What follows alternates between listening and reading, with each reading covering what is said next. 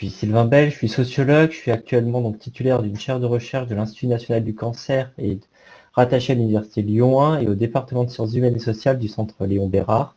Donc cette chaire, elle a pour thématique les enjeux sociaux de la médecine personnalisée et des innovations en cancérologie. Et aujourd'hui, ce que j'aimerais bien échanger avec vous, c'est comment, d'une certaine manière, le regard du sociologue est venu accompagner une réflexion autour ce qu'on pourrait quasiment dire une nouvelle forme d'inégalité sociale de santé qui porte sur les cancers avancés et sur l'accès aux essais de phase précoce.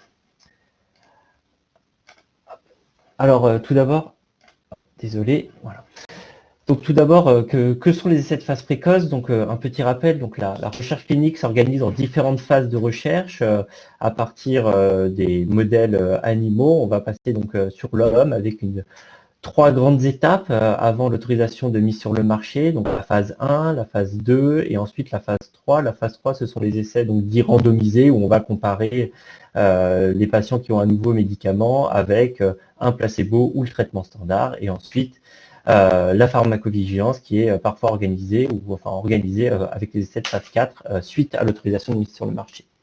Et face à cette organisation de la recherche clinique, en fait, dans les années 2000, il y a eu ce que certains ont appelé une crise des innovations, où en fait, on avait de moins en moins de molécules, en tout cas une difficulté à ce que les nouvelles molécules arrivent sur le marché avec des calculs de taux d'attrition, c'est-à-dire du nombre de molécules qui arrivent sur le marché à partir de l'essai de phase 1, avec en cancérologie des taux d'attrition de 95%, autrement dit, pour 100 molécules qui arrivent en phase 1, seulement 5 qui arrivent sur le marché.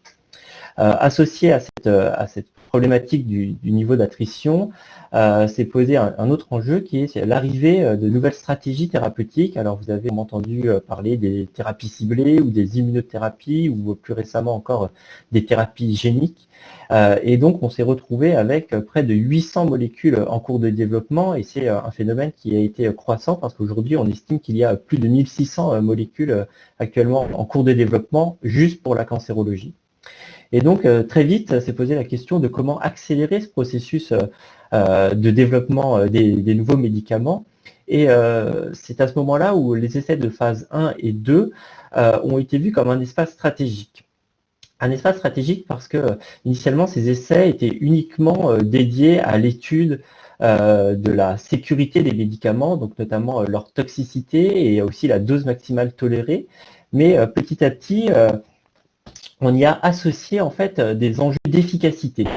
Et donc là, ça a été un tournant assez important parce qu'en associant l'efficacité dès la phase 1, à la fois les industriels mais aussi les cliniciens ont pu faire de ces essais un espace de décision pour la poursuite du développement des futurs médicaments. Autrement dit, aujourd'hui, en cancérologie, quasiment aucun médicament n'est développé s'il n'a pas fait preuve de son efficacité dès les premières phases de recherche clinique.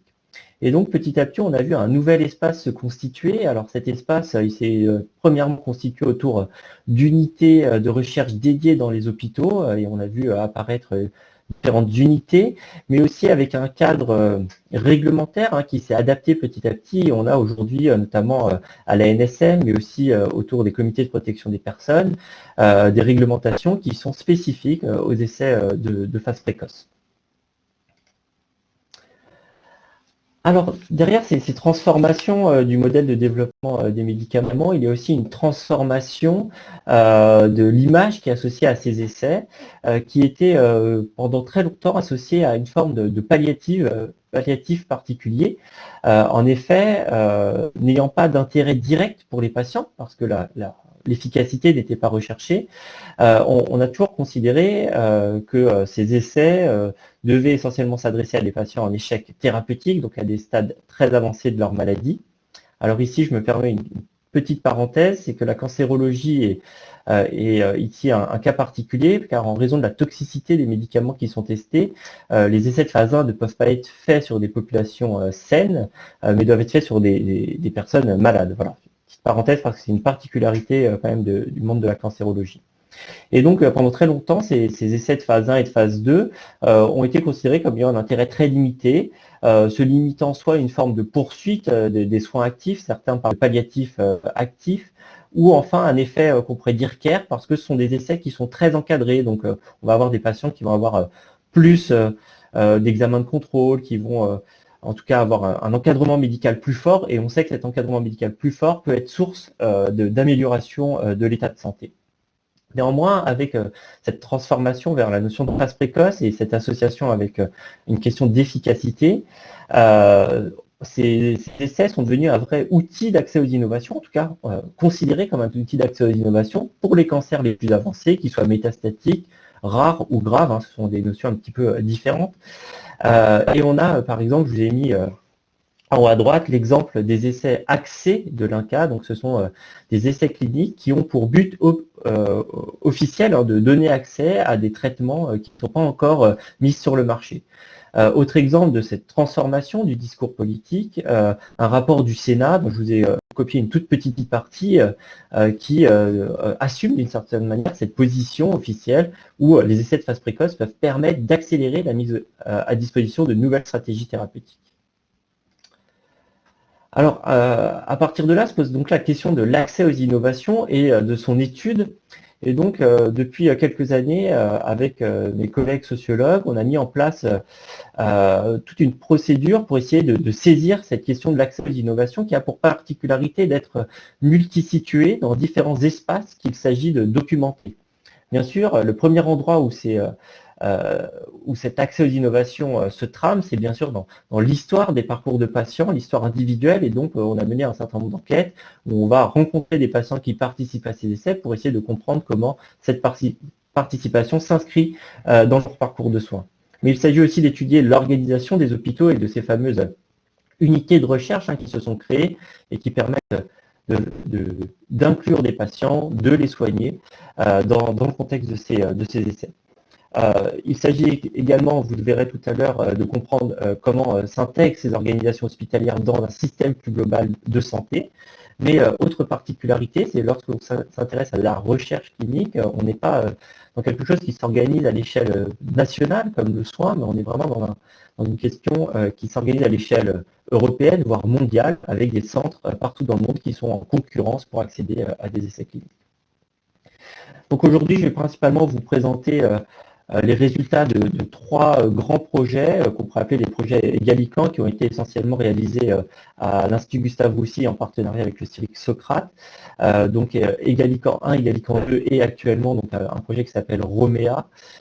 Donc simplement pour vous restituer la logique de ces trois projets, initialement on était parti simplement sur l'idée d'étudier les enjeux d'équité et d'inégalité associés aux essais de phase précoce. S'en est suivi une étude quantitative où cette fois-ci on avait pour vocation d'évaluer dans 11 centres labellisés un cas de phase précoce l'existence d'inégalité d'accès à ces essais cliniques et un projet en cours où on essaye de travailler sur le rôle plus particulier des médecins dits adresseurs, c'est-à-dire les médecins qui envoient un patient vers cette démarche de recherche. Simplement pour mention, en parallèle, on a commencé à élaborer un travail sur les aspects d'oncopédiatrie, sur lequel je parlerai un petit peu moins aujourd'hui. Donc, dernier point méthodologique, tout ça pour dire qu'il s'agit de 10 années d'enquête sociologique sur cette question du développement des essais de phase précoce en France et en Europe, ce qui nous a permis d'avoir une vision socio-historique sur cette question et cette transformation de ces unités de phase précoce, mais aussi une approche qu'on pourrait dire ethnographique, où on a réalisé un certain nombre d'observations des pratiques de recherche et des pratiques cliniques, que ce soit lors de consultations, des réunions d'équipe, etc.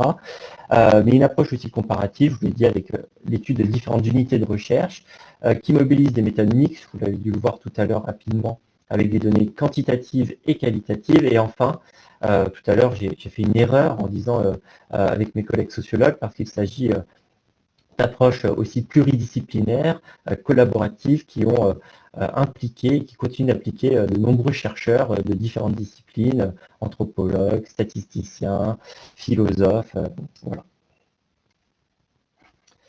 Alors, quelles sont les expériences qui sont associées à ces essais précoces et comment ils dessinent ce que j'ai appelé une catégorie de cancer avancé. Donc si on reprend les données de l'étude Egalican, on peut faire 3 constats sur cette population. La première, c'est qu'il s'agit essentiellement de cancers qu'on va dire avancés, de stade 4, pour près de... Ah, je peux arrêter la caméra si vous voulez. Vous me dites si ça continue à être de mauvaise qualité. Donc pour 87% des patients, il s'agit de cancer à un stade 4. Mais ce qui est particulier, c'est qu'on n'est pas face à un seul type de cancer, et en fait on a une vraie diversité des localisations cancéreuses, qui fait qu'on se situe un petit peu au-delà des nosologies habituelles du cancer, qui sont souvent organisées autour d'une localisation tumorale particulière. L'autre caractéristique, si vous regardez la répartition des âges, c'est qu'on a des patients qu'on pourrait considérer comme plutôt jeunes, avec une surreprésentation des patients jeunes et une sous-représentation des patients les plus âgés, lorsque les compare aux données d'incidence du cancer. L'autre caractéristique de cette population, c'est qu'elle est, depuis dizaines d'années, soumise à une forme de chronicisation de ces cancers avancés. Autrement dit, ces maladies qui sont très graves, qui continuent pour l'instant à ne pas pouvoir être soignées, se retrouvent pris dans des parcours de soins qui sont longs, compliqués. Je vous ai mis ici en haut à droite l'exemple d'un patient sur lequel on a travaillé. Vous voyez qu'il y a un diagnostic de cancer du poumon à un stade très avancé en 2003. Diagnostic qu'on lui annonce avec un très mauvais pronostic de l'ordre de quelques mois, et vous voyez qu'on a un parcours qui va s'étaler pendant plus de 7 ans, avec quelques particularités quand même, de multiples professionnels de santé qui vont intervenir, et surtout de multiples professionnels de santé qui vont intervenir dans différents hôpitaux. Et donc on a un patient qui a un parcours exceptionnel, mais qui est quand même assez représentatif de ce qu'on observe de plus en plus, avec des patients qui changent à plusieurs reprises d'hôpitaux pour pouvoir être pris en charge. L'autre point qui est aussi très important dans cette chronicisation, c'est qu'elle se fait à la frontière de la médecine, on va dire, standard, avec des passages vers la recherche ou vers des traitements hors autorisation de mise sur le marché. Et dans le cas de ce patient, vous le voyez, cette sortie du système de santé va tellement loin qu'on est face à un patient aussi qui allait jusqu'à aller aux États-Unis pour être traité et obtenir certains traitements. Et ce sont des problématiques qu'on retrouve encore actuellement. Peut-être que vous en avez entendu parler autour des fameuses CAR T-cells en pédiatrie, qui sont des thérapeutiques nouvelles, très, très chères. Et certains patients sont, pareil, ont dû aller à l'étranger pour accéder à ces traitements. Néanmoins, cette chronicisation, elle est assez particulière parce qu'elle se fait avec une forme, dans une vie en sursis. En sociologie, d'une certaine manière, la chronicisation est vue comme une façon dont la maladie vient se normaliser dans la vie des individus. Or là, je vous ai mis une petite citation pour essayer de rendre compte un petit peu de ça, je vous laisse en prendre connaissance. On voit que on n'a pas cette normalisation qui s'opère, et en fait on est face à des patients qui se retrouvent toujours en sursis face à leurs conditions biologiques, face aux aléas de la maladie, face aux aléas des traitements qu'ils découvrent et des effets secondaires. Alors, au-delà de cette catégorie de cancer avancé, se pose la question aussi des pratiques de soins en contexte de recherche. Alors vous avez ici la carte de France des patients qui ont été inclus dans l'étude Egalican 2. Et donc vous voyez qu'on est face à des soins qui sont extrêmement localisés. Donc vous avez les carrés représentent les centres labellisés 1 cas de phase précoce. Donc vous voyez simplement qu'on n'a pas travaillé avec le centre lyonnais, le centre de Montpellier.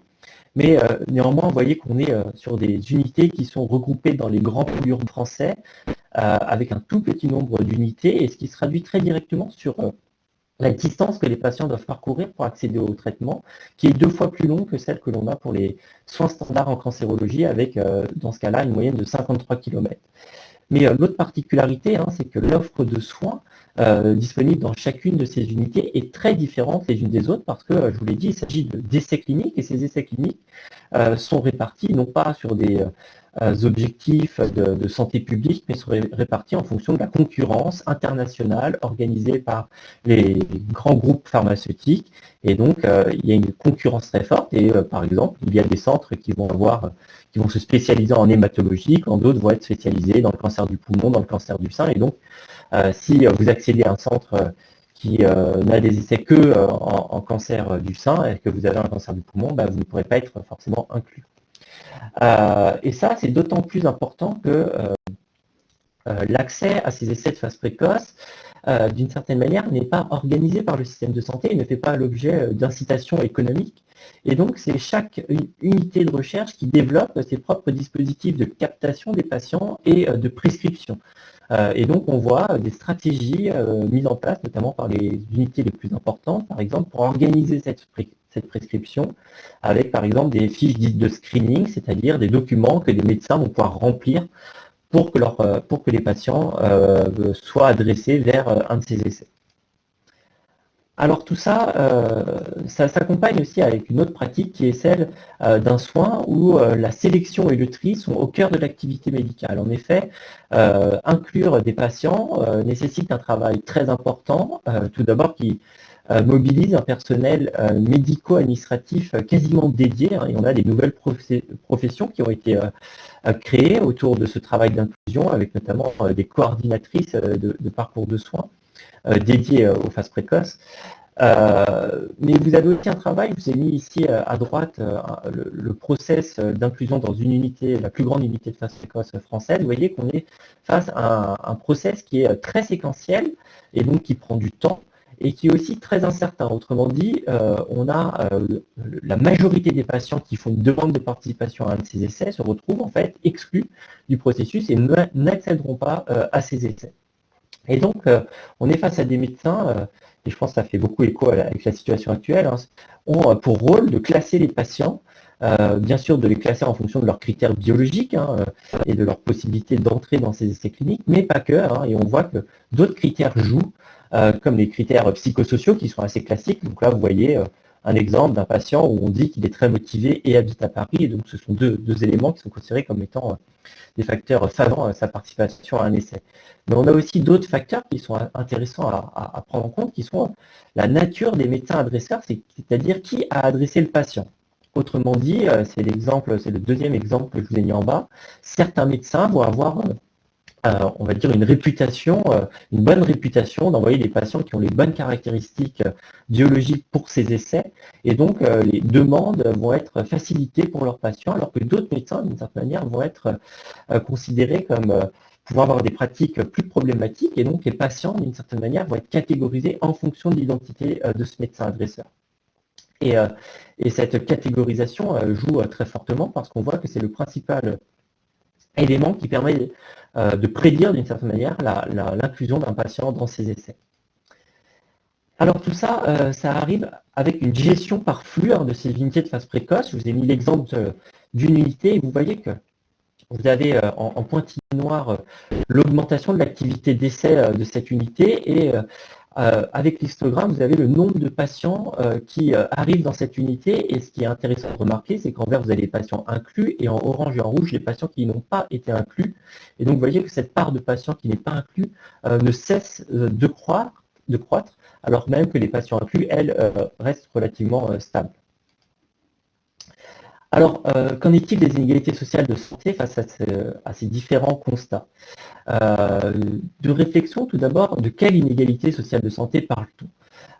En effet, on peut s'interroger déjà sur l'existence d'inégalités d'information et de compréhension dans le cas de ces essais de phase précoce, avec un risque de ce qu'on a appelé de mésentente thérapeutique, c'est-à-dire de surinvestissement des intérêts thérapeutiques de ces essais par ces patients. Et on est conforté dans cette réflexion-là avec le fait que 90% des patients à qui on propose, enfin c'est même souvent plus que 90%, des patients à qui on propose de participer à ces essais signent le consentement, alors même que ce sont des essais qui sont parfois risqués, très contraignants en termes de participation. Mais on peut aussi s'interroger sur les inégalités d'accès aux innovations, autrement dit, sur le fait qu'un certain nombre de patients puissent accéder à ces traitements qui ne sont disponibles qu'en contexte de recherche, et aussi de comprendre quels sont les coûts qu'ils soient directs ou indirects, qu'il leur reste à payer, sachant qu'on n'est pas dans un contexte, dans le contexte standard du système de santé où tout est pris en charge par l'assurance maladie, en principe. Et donc, la question, c'est quelles sont les populations vulnérables? S'agit-il des patients qui participent aux essais précoces et qui, d'une certaine manière, n'auraient peut-être pas compris les enjeux de la recherche, ou s'agit-il des patients éligibles et qui ne peuvent pas participer à ces essais précoces? Et donc, trois réflexions pour terminer. Donc, des populations, des catégories sociales et de la question du système de santé. Donc avec un premier élément, c'est une réelle difficulté d'évaluer ces inégalités, tout d'abord parce qu'on n'a pas de population de comparaison. La notion de patient éligible aux essais de phase précoce n'existe pas et doit encore être constituée. Et donc on est dans une vraie difficulté de savoir d'une certaine manière, face à cette multiplicité, cette complexité des parcours de cancer avancé, comment trouver une population de comparaison pour identifier l'existence de ces inégalités sociales de santé. Ceci est d'autant plus renforcé qu'on a une singularité des traitements qui sont donnés à chaque patient et une nouvelle chimiothérapie ou une thérapie ciblée ou une immunothérapie, d'une certaine manière, n'a rien à voir, et les contraintes aussi qui pèsent sur les patients et les bénéfices potentiels ont également rien à voir. Et donc, ça pose aussi la question des expériences sociales qui sont associées aux soins. Et ce qu'on a observé dans nos études, c'est que les déterminants sociaux classiques, l'âge, le sexe, la catégorie socio-professionnelle ou le niveau d'études, étaient d'une certaine manière difficilement corrélés à ces nouvelles expériences sociales. Et donc, il y a tout un travail qui est le travail du sociologue, d'essayer de réidentifier quelles sont ces expériences sociales associées à ces questions biologiques et médicales qui se tissent dans cette phase précoce. Le troisième point qui me semble absolument important, c'est la question des inégalités secondaires de santé, car comme vous l'avez compris, on est face à des patients qui ont déjà reçu des traitements, qui sont déjà pris en charge dans le système de santé, et donc le système de santé va avoir un rôle structurant sur les inégalités qu'on va observer. Et je vous l'ai dit, on est face à des patients qui circulent de manière régionalisée, qui dépendent du médecin, dont l'inclusion dépend du médecin adresseur, et donc on doit prendre en compte tous ces effets parce que ce sont des effets structurants sur les inégalités qu'on va observer. Donc en conclusion, une sorte d'ouverture peut-être un peu plus, et il me semble qu'on a un intérêt pour des questions de recherche, de réintégrer cette recherche clinique aux soins. Tout d'abord, la réintégrer dans les organisations médicales, parce que ce qu'on observe en pratique, c'est que en séparant la recherche du soin, on se supprime aussi des effets protecteurs du système de santé et de tous les outils de coordination qu'il y a avec les soins standards et notamment aussi avec les soins palliatifs. Et donc, lorsque l'on sépare trop cette démarche de recherche des soins standards, on a des patients aussi qui se retrouvent des fois perdus entre ces deux démarches avec des professionnels de santé qui sont peu coordonnés. Mais il y a aussi un objectif de les réintégrer dans les bases de données, de réintégrer les données de recherche dans les bases de données de santé, et je vais y revenir juste après. Et enfin, de réidentifier quels sont les déterminants sociaux de l'accès aux innovations. Et donc tout ça, il me semble que ça dresse, et c'est un peu une ouverture aussi, l'épidémiologie, un nouveau programme de recherche interdisciplinaire où il s'agit d'intégrer les données de recherche. Alors je suis désolé, je vois qu'il y a une erreur, c'est les données de santé en haut avec les données de recherche en bas, associées à des données sociales et humaines, qu'elles soient qualitatives et quantitatives, pour réidentifier ces déterminants sociaux de l'accès aux innovations, qu'ils soient économiques, sociologiques, géographiques et psychologiques, et enfin de voir en quoi ils constituent des prédicteurs nouveaux de santé pour ces cancers avancés. Et je vous remercie.